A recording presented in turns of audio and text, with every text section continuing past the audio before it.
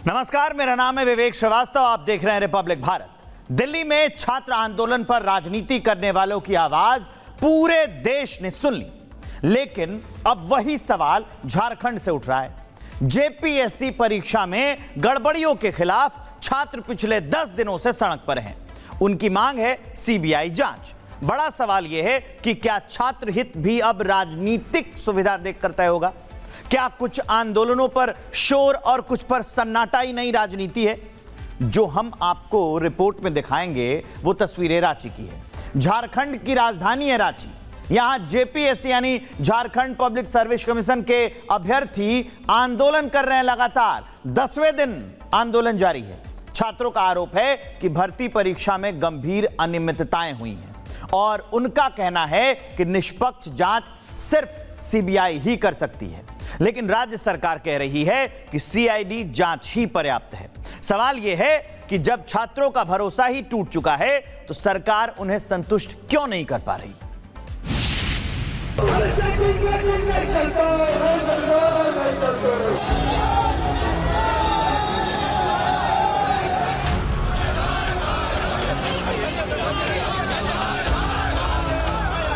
जो यहाँ के मुख्यमंत्री है वो छात्र विरोधी सरकार है और उन्हें अपने पद से अविलंब इस्तीफा देना चाहिए। राज्य में पेपर लीक का मामला है, उनके राज्य में भ्रष्टाचार का मामला है, उनके राज्य में भाई भतीजावाद का मामला है। जेपीएससी के जो मेंबर हैं वो कांग्रेस के सदस्य हैं। ये रांची है, झारखंड की राजधानी।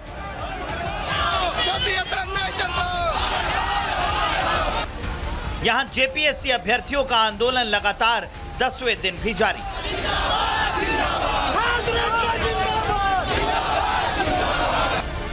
छात्रों का आरोप है कि भर्ती परीक्षा में गंभीर अनियमितताएं हुई हैं और पूरे मामले की निष्पक्ष जांच सिर्फ सीबीआई ही कर सकती है।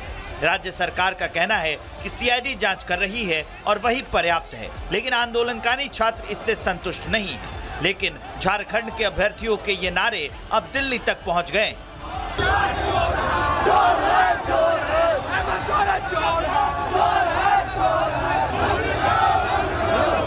लेकिन शायद यह आवाज छात्रों के मसीहा बनकर देश विरोधी एजेंडा चलाने वाले अभिजीत दीपके के कानों तक नहीं पहुंच पा रही। पहुंचेगी भी कैसे? उनके मतलब का मसाला नहीं है ना। झारखंड में जेएमएम और कांग्रेस की सरकार है। जंतर मंतर में छात्र हित की डींगे हाँकते वक्त दीपके ने वादा किया था छात्रों के हित के लिए सीजेपी खड़ी रहेगी, लेकिन जब दीपके से झारखंड के छात्रों के लिए खड़े होने की बात पूछी गई तो दीपके की तबीयत जवाब दे गई। ये वही कॉकरोचों का सरदार दीपके है जो हुड़दंगियों के साथ पार्टी करते वक्त एकदम ठीक था। जी, कल रात को ही मेरी उनसे बात हुई और मैंने उनसे बात की और मैंने उनको पूरा अश्योरेंस दिया उनको कि आपकी जो भी डिमांड्स हैं हम पूरी तरह आपके साथ हैं और आप संघर्ष करते रहिए। जैसी मेरी तबीयत ठीक होती है मैं खुद वहाँ जाऊँगा। अभी क्योंकि मुझे टाइफाइड हो रखा है तो इसलिए मैं ट्रैवल नहीं कर पा रहा हूँ।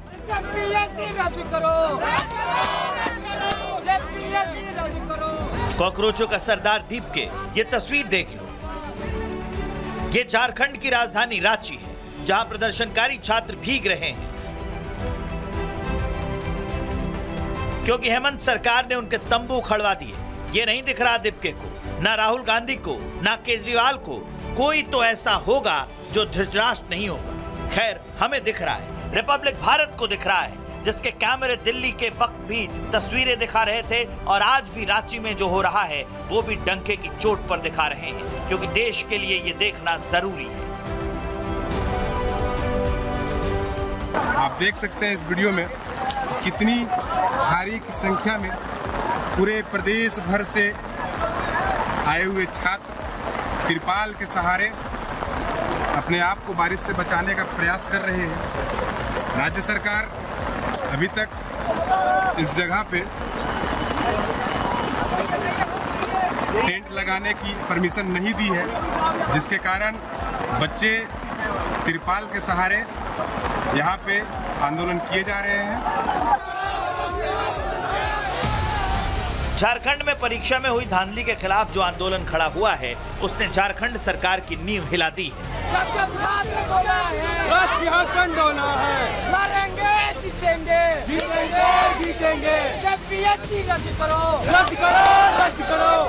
छात्र पूछ रहे हैं कि उनके इस नुकसान का जिम्मेदार कौन है। झारखंड में कांग्रेस इस सरकार में हिस्सेदार है धर्मेंद्र प्रधान से इस्तीफा मांगा जा रहा था, लेकिन जब बात झारखंड में आई तो आधे देश को पता तक नहीं कि वहां इस्तीफा मांगना किससे है, कौन है शिक्षा मंत्री, किसकी जिम्मेदारी है। तो समझ लीजिए ये जिम्मेदारी है सीएम साहब की, हेमंत सोरेन की।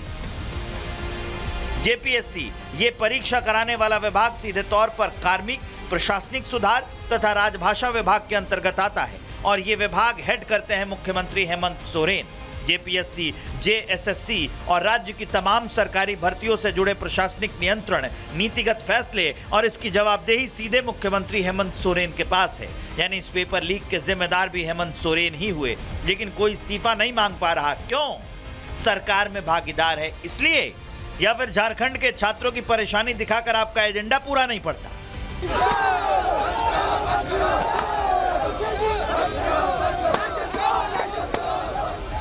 सवाल हेमंत सोरेन से तो है ही, साथ ही विपक्ष के उन तथाकथित नेताओं से भी है जो नीट के मामले में प्रदर्शन पर प्रदर्शन कर रहे थे। अब अखिलेश यादव क्या कर रहे हैं? अखिलेश और उनकी पार्टी चढ़ावा चोरी का मुद्दा लेकर संसद और यूपी विधानसभा के बाहर हंगामा कर रही है। राहुल गांधी कहां है? अखिलेश बाहर हंगामा कर रहे हैं तो राहुल गांधी अंदर। बीजेपी के खिलाफ चढ़ावा चोरी का नैरेटिव गढ़ने में दोनों पीछे नहीं है। केजरीवाल साहब कहां हैं, जो जंतर मंतर के मामले पर प्रोटेस्ट के वक्त अभिजीत दीपके से कंधा मिलाकर खड़े थे, लेकिन अभी उनका अलग ही राग चल रहा है। मतलब विशुद्ध राजनीतिक मामला था और है। राहुल हो, अखिलेश या केजरीवाल, छात्रों से कोई लेना देना नहीं था, बात सिर्फ पॉलिटिकल माइलेज की थी। विपक्षी नेता दिल्ली में हुए प्रदर्शन के वक्त ये नसीहत दे रहे थे कि सरकार की तरफ से किसी मंत्री को सीजेपी के उन गुंडों से मिलना चाहिए था जो संसद उखाड़ने चले थे। लेकिन रांची में जो प्रदर्शनकारी शांतिपूर्ण प्रदर्शन कर रहे हैं, भारत माता की जय के नारे लगा रहे हैं, अपनी आवाज उठा रहे हैं, उनसे मिलने कोई नहीं जा रहा।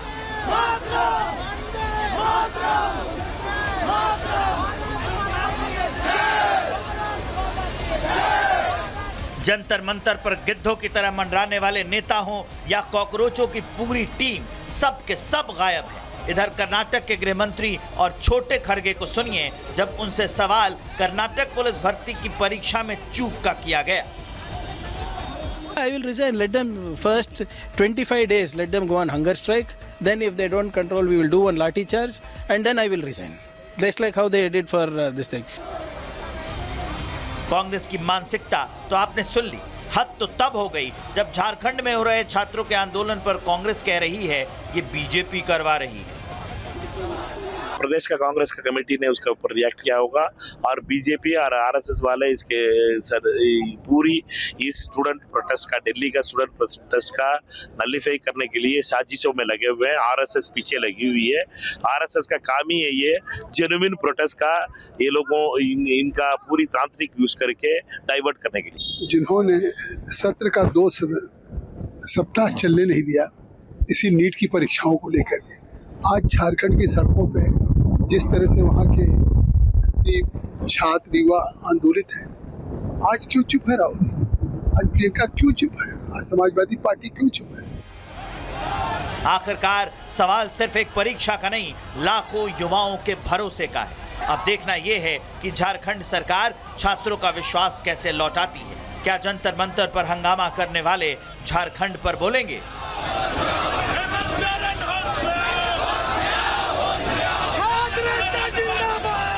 Bureau report, Republic Bharat. Ayodhya में रामलला का चढ़ावा, लेकिन सियासत का चढ़ता पारा। विपक्ष पूछ रहा है दान का पैसा कहां गया? सत्ता पलटवार कर रही है, जिन्होंने मंदिर का विरोध किया वही आज हिसाब मांग रहे हैं। संसद से लेकर लखनऊ विधानसभा तक राम पर राजनीति गर्मा गई है और 2027 से पहले उत्तर प्रदेश की सियासत एक बार फिर धर्म बनाम वोट बैंक की बहस में उतर चुकी है। आरोप सिर्फ चढ़ावे पर नहीं है और पलटवार सिर्फ विपक्ष पर नहीं है। जानते हैं बात क्या है? लड़ाई किस बात की है? लड़ाई इस बात की है कि 2027 में राम किसके साथ खड़े दिखाई देंगे। एक तरफ विपक्ष पूछ रहा है दान का पैसा कहां गया, दूसरी तरफ बीजेपी पूछ रही है जो राम मंदिर के विरोध में थे उन्हें अचानक रामलला की चिंता क्यों सताने लगी है। यानी राम मंदिर अब सिर्फ आस्था का केंद्र नहीं, उत्तर प्रदेश की राजनीति का सबसे बड़ा चुनावी रण का केंद्र बन चुका है।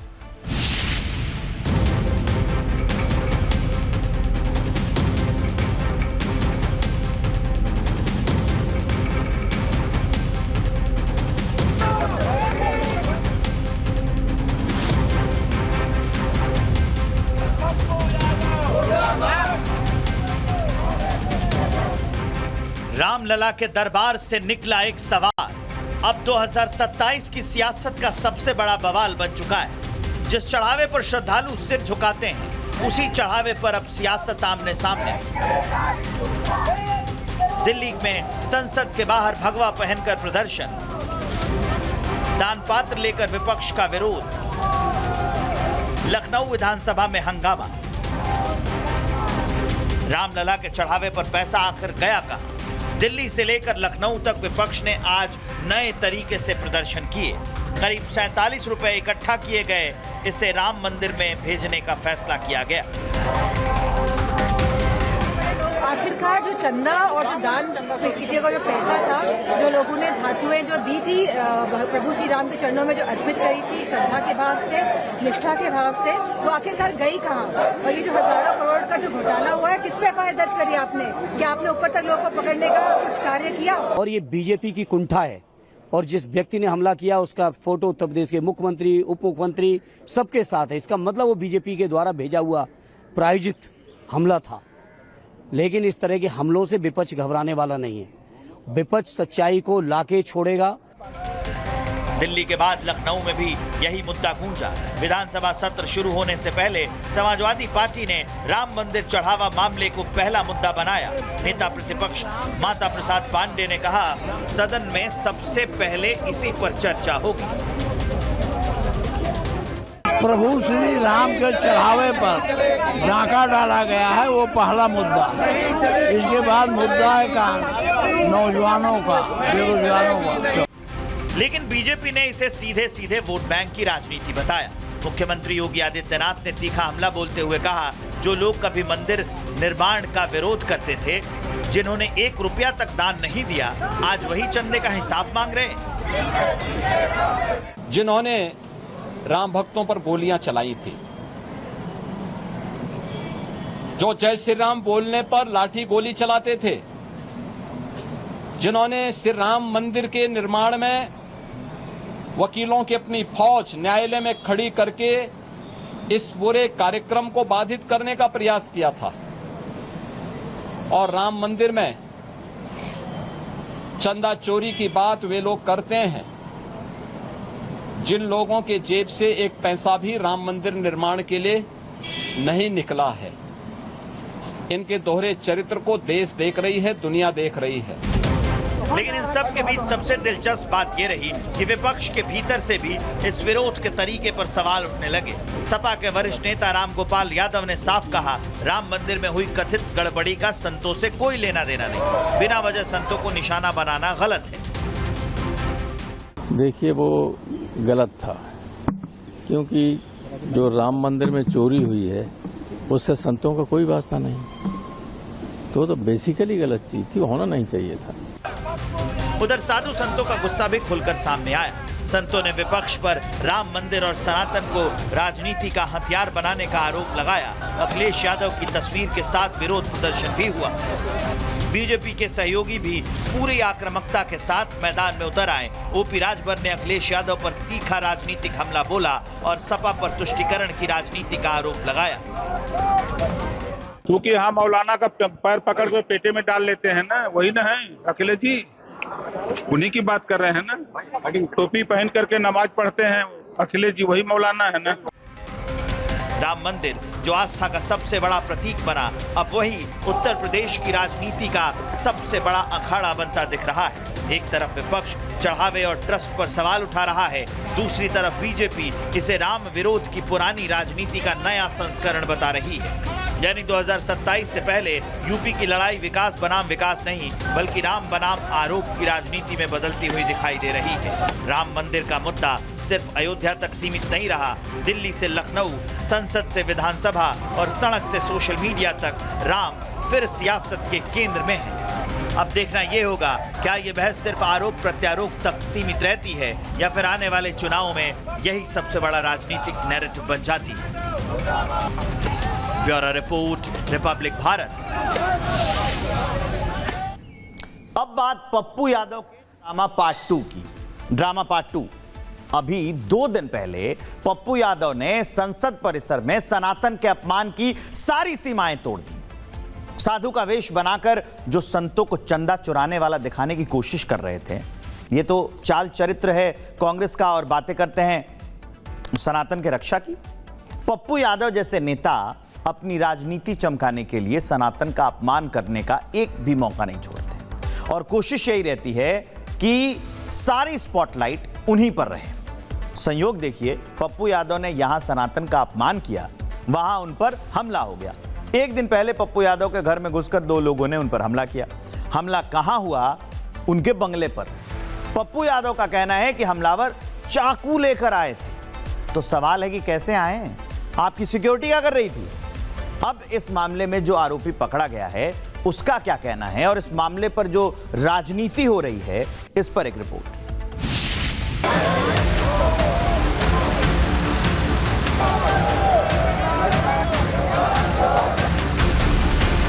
आपने कहा का सम्मान करा आपने?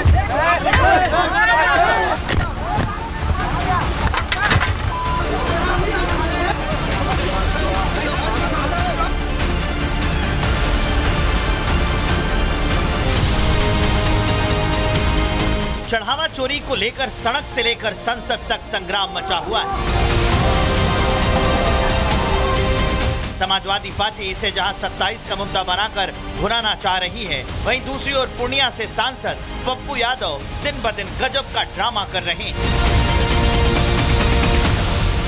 2 दिन पहले पप्पू यादव साधु के वेशभूषा में गेरुआ वस्त्र पहनकर संसद पहुंच गए।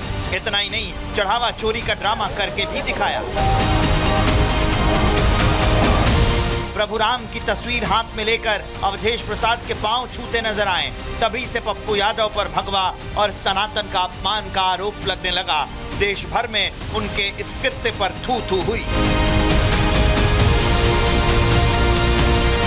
अब इन तस्वीरों से आप समझ गए होंगे कि पप्पू यादव को लेकर क्या माहौल। और संयोग देखिए, पप्पू यादव ने यहां सनातन का अपमान किया, वहां उन पर हमला हो गया। पप्पू यादव के घर में घुसकर 2 लोगों ने उन पर हमला किया। हमला कहां हुआ? उनके बंगले पर। पप्पू यादव का कहना है हमलावर चाकू लेकर आए थे, लेकिन फिर सवाल उठे, हमलावर कैसे आए? आपकी सिक्योरिटी क्या कर रही थी? हमलावरों ने कैमरों के सामने ही आप पर हमला क्यों किया और फिर भागे भी नहीं, पकड़े गए? आपके समर्थकों ने उन्हें पकड़ा भी, पीटा भी, मतलब सब कुछ एक कहानी की तरह था।